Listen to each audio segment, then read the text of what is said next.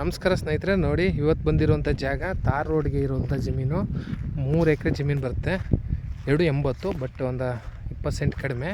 Village ನಿಯರೇ ನೋಡಿ, ಆ ಕಡೆ ಉತ್ತವ್ರೆ, ಈ ಕಡೆ ಉಳುಮೆ ಮಾಡಿಲ್ಲ.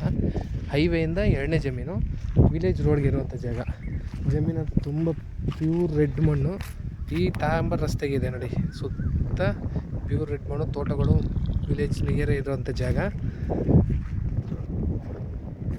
2 ಎಕರೆ 80 ಸೆಂಟ್ ಬರುತ್ತೆ. General property. ಒಳ್ಳೆ ವ್ಯೂ ಐತೆ ನೋಡಿ ಮುಂದೆಗಡೆ. ಲೀಗಲಾಗಿದೆ ಡಾಕ್ಯುಮೆಂಟು. ಇವರು 55 ಲಕ್ಷ ಹೇಳ್ತಾರೆ ಫರ್ ಏಕರು. ಸ್ಲೈಟ್ಲಿ ನೆಗೋಷಿಯಬಲ್ ಇದೆ.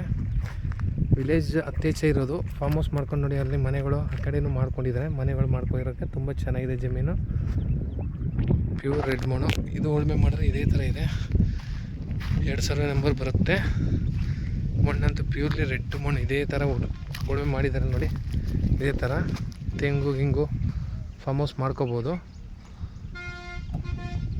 ಬಸ್ ರೂಟು ಬೆಂಗಳೂರಿಂದ ಇಲ್ಲಿಗೆ 140 ಕಿಲೋಮೀಟ್ರ್ ಆಗುತ್ತೆ. ಮೈಸೂರಿಂದ 70 ಕಿಲೋಮೀಟ್ರ್ ಆಗುತ್ತೆ.